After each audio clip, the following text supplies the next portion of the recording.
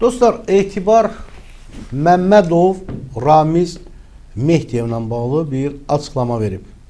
Etibar Məmmədov Ramiz Mehdiyevlə bağlı.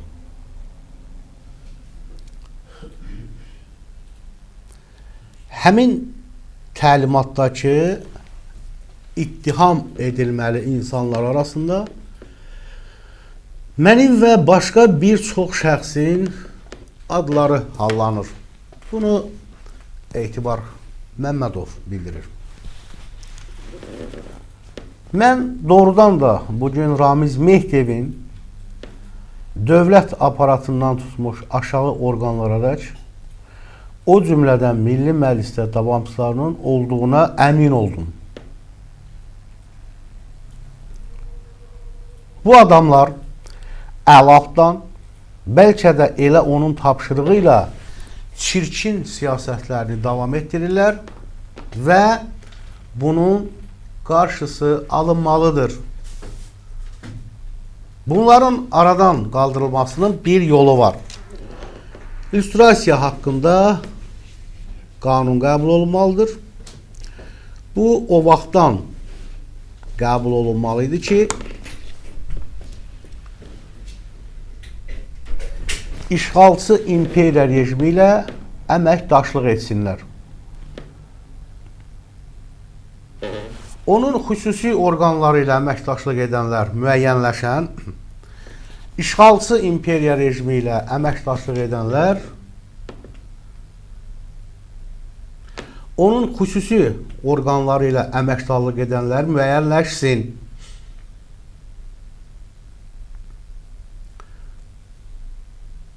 Onların dövlət vəzifələrində işləməsinə qadağa qoyulsun. Onlar da bilsinlər ki, onların satqınlığı, çuğulçuluğu artıq dövlətə, cəmiyyətə məlumdur. Və bundan sonra 3 nöqtə. Son vaxtlar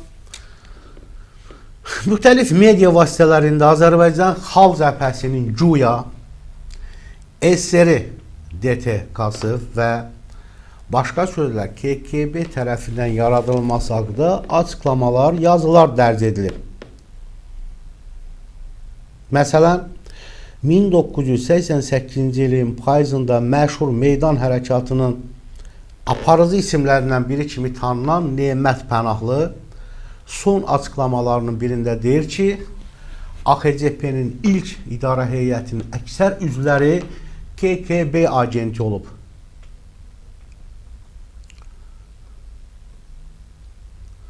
Mövzu ilə bağlı moderator Aza açıqlamasında 1989-cu ilin iyulunda yaradılmış AXC-nin idarə heyətinin 16 üzvündən biri olmuş iqtisadçı deputat Etibar Məmmədov maraqlı fikirlər və faktlar səsləndirildi. Baxın, əziz dostlar, bugün Ramiz Mehdiyev mövzusu həm cəmiyyətdə çaşqınlıq yaradır,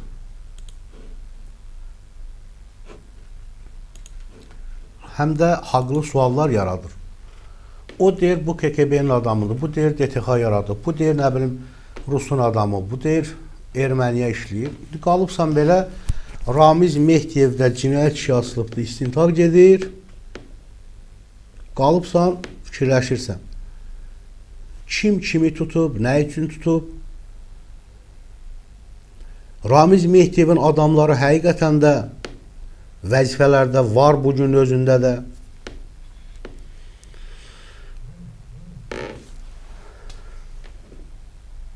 Görün, nə deyir Etibar Məmmədov? Nemət Pənahlı bu açıqlamasını, necə deyərlər, biraz barıtını çox edib. Bir az barıtını çox edib. Çünki belə fikirlər irəli sürdükdə qeyri-adi qarşılıqlı ittihamlarda meydana çıxır. Bir tərəf o birini KGB agenti adlandırırsa, digər tərəfdə onu eyni şəkildə suslayır və heç bir sübutu olmayan belə iddialar insanlarda inamsızlıq yaradır.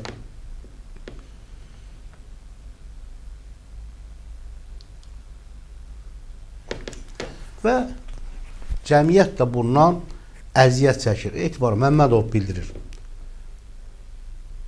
Bu da ümumilikdə xalqın milli hisslərini, onun birliyini zəiflədir. Fikrimcə belə iddiaların irəli sürməsi heç bir fayda gətirməz. Təəssüf ki, son vaxtlar belə ittihamlar daha artıb və bəzi şəxslər bundan sui istifadə etməyə çalışır. Bir neçə gün bundan əvvəl bəzi şəxslər tərəfindən bir sıra mətbuat orqanlarına verilmiş təlimat keçdi. Və həmin təlimatda bənd-bənd hansı tanınmış siyasi fiqurları nədə ittihad etmək haqqında konkret göstərişlər verilirdi. Bu olduqca xoşa gəlməz bir vəziyyətdir və taktiki Ramiz Mehdiyev siyasətinin davamıdır. Çox ciddi ittihamdır, əziz dostlar. İndi izah edəcəm. Bu olduqca xoşa gəlməz bir vəziyyətdir və faktiki Ramiz Mehdiyev siyasətinin davamıdır. Həmin təlimatdakı ittiham edilməli insanlar arasında mənim və başqa bir çox şəxsin adı hallanır. Mətbuat orqanlarında əksəriyyəti təəssüf ki, azad və sərbəst olmadığından həmin göstərişləri yerinə yetirmək məcburiyyətində qalırlar. Nəticədə belə yazılar mətbuatda yayımlanır və bu gün də bir neçə mətbuat orqanında o tipli yazılar dərc olunub. Dostlar, Etibar Məmmədov hardasa deyir ki, əlimə bir təlimat keçib. Əgər elədirsə, Etibar Məmmədov niyə o təlimatla bağlı, kim tərəfindən, kimləri ləkələməklə bağlı açıqlama vermir. Bax, indi deyir, Etibar Məmmədovun açıqlamasının məğzi ondan ibarətdir ki, heç kim havadan danışmasın. İndi Etibar Məmmədovun özü açıqlamasını mən deyirəm. Deyir ki, bir neçə gün əvvəl əlimə bəzi şəxslər tərəfindən bir sıra mətbuat orqanlarına verilmiş təlimat keçdi. Bu təlimatı kim verib? Niyə verib? Hansı məqsəddən verib? Ləkələnmək üçün kimlər növbəyə düzülüb? Həm ləkələnmək, həm də ləkələmək üçün. Maraqlı sualda deyil, əziz dostlar. Çox xahiş edirəm, bəyənin, paylaşın, yazın fikirlərinizi, əziz dostlar. Davam edirəm.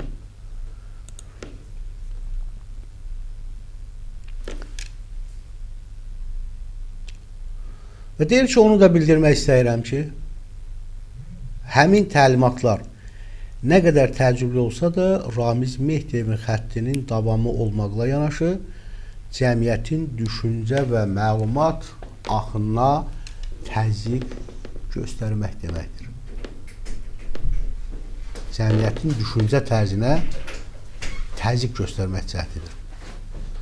Və də onda maraqlıdır ki, ötən il 2024-cü ildə Ramiz Mehdiyevin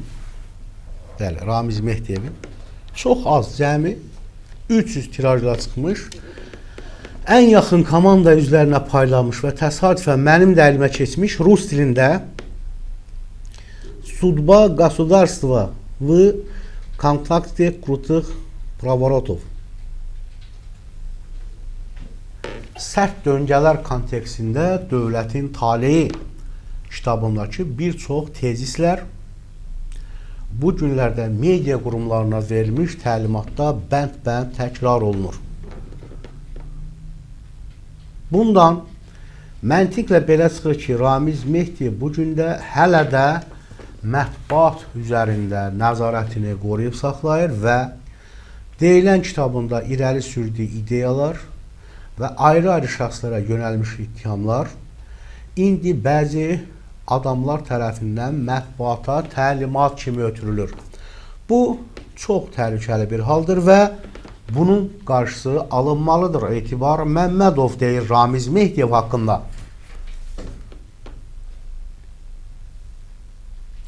O ittihamların içərisindəki ən diqqət çəkən ittihamlardan biri də 1992-93-cü illərdə AXCP dövründə keçmiş KGB arxivlərinin açılmaması ilə bağlıdır. Onu da deyim ki, həmin arxivlərin açılması ilə bağlı elə həmin illərdə Milli Məclisdə bir dəfə rəsmən tələb qoymuşam. Təəssüf ki, həmin arxivlər hələ də açılmayıb. Və nəticədə 30 ildən çoxdur ki, qarşılıqlı ittihamlar, böhtanlar davam edir.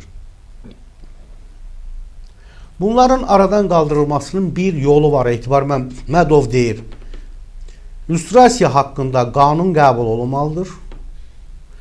Bu, o vaxtdan qəbul olunmalı idi ki, işğalçı imperiya rejimi ilə əməkdaşlıq edənlər, onun xüsusi orqanları ilə əməkdaş edənlər müəyyənləşsin, onların dövlət vəzifələrinə işləməsi qadağan olunsun.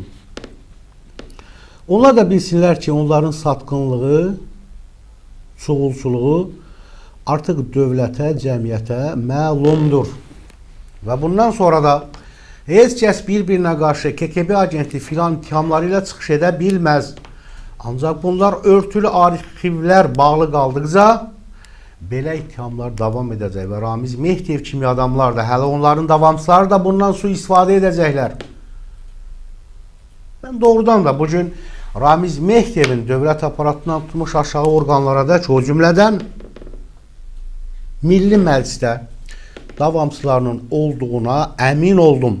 Bu adamlar əl altdan, bəlkə də elanın tapşırığı ilə çirkin siyasətlərini davam etdirirlər və bunun qarşısı alınmalıdır. Bir daha təkrar edirəm ki, siyasi meydanda qarşılıqlı ittihamların qarşısını almaq üçün arxivlərdə açılmalı və lüstrasiya qanunda qəbul olunmalıdır ki, gündə bir şəxsə qulluq edən ayrı-ayrı fərdlər meydan sulamasınlar. Meydan sulamasınlar. Etibar Məmmədov onu da qeyd edib ki, Ramiz Mehdiyevin təxminən 500 səhifəli sözü gedən kitabına yalnız yarım gün müddətinə baxa bilib, kitabda Sovet dövründən bəri Azərbaycanda baş vermiş əsas siyasi hadisələr, o cümlədən 1988-ci ildən başlamış Milli Azadlıq Hərəkatı, AXC-nin yaranması, Qarabağ savaşları haqqında və s. danışılır. Maraqlıdır ki, o kitabda da Ramiz Mehdiyev AXC-nin KGB tərəfindən yaradıldığını bildirir. Etibar Məmmədov bu barədə bildirir. Dostlar, burada çox ciddi bir ittihamlar var.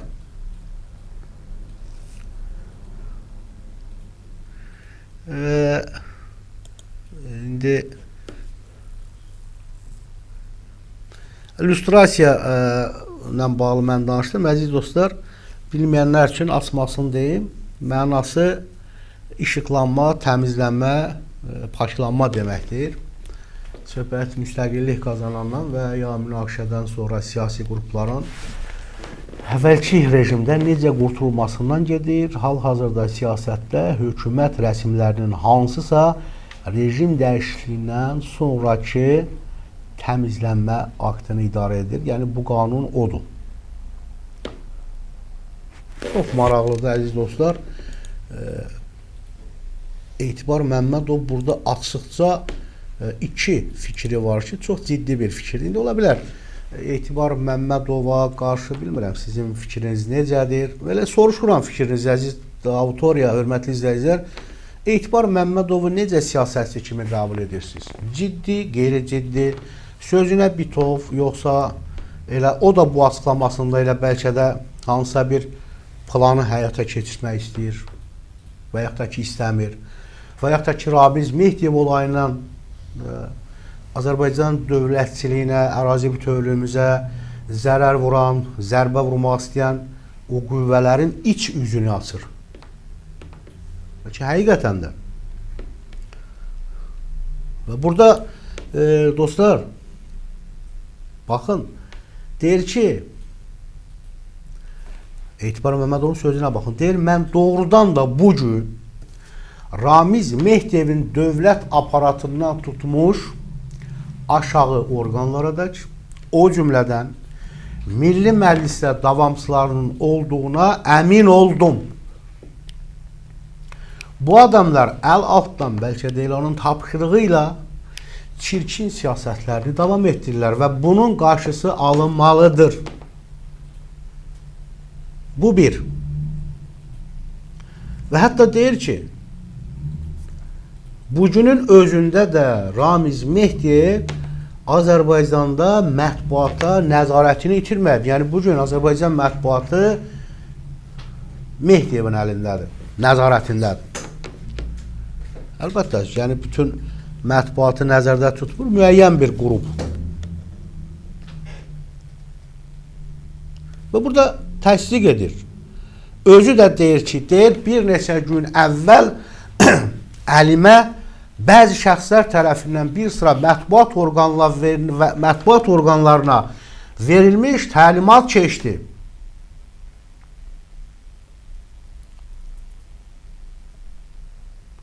Və mətbuatı da qınayır ki, azad deyil, müstəqil deyil. İndi mətbuatı qınayırsınızsa açıq deyim burada. Yəni, hansı təlimatdır, nə təlimatdır əziz dostlar? Çox xahiş edirəm, bəyənin, paylaşın və kanalda olanlar, kanala abunə olmayanlar, abunə olun, hərəniz bir dəfə bəyənmə işarəsi verin.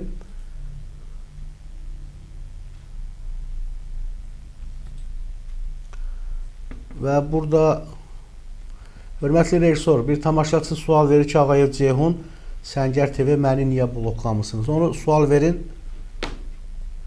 Burada heç kimi biz, yalnız söyüşlər bloklanır. İndi bilmirəm, hörmətli izləyici yazırsınız. Ağayev Ceyhun, siz necə bloklanıbsınız ki, bura yazırsınız axı? Burada ola bilsin təzə açıbsınız. WhatsApp nömrəsi var, oraya yazarsınız.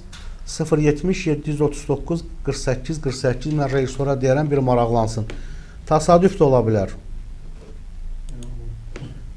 Ola bilər, nəsə mən burada, hörmətli izləyicilər, çox xahiş edirəm, ən azından mənim xətrimə, mən burada iddiam yoxdur, mən burada iddiam yalnız insanları maarifləndirməkdir, xəbəri çatdırmaqdır, deputat olmaq istəmirəm, pul qazanmaq istəmirəm, arxamda siyasi qüvvələr yoxdur, kimisə təbliğ etmirəm, mənim təbliğatım yalnız insanları maarifləndirməkdir. Çox xahiş edirəm, söyüş olmaz. Çox xahiş edirəm. Yəni, bugün dünənləri görürsünüz, nə qədər trollar üst-üstdən söyüş. Şimdi bir kanal var, 3-5 əlilin, qazinin probleminə yardımcı olur, kömək edir. Vurun, bunu da sıradan çıxardın. Fikriniz olsa çıxardın sıradan. Olmaz axı. Maraqlanıram, əziz dostlar, maraqlanıram.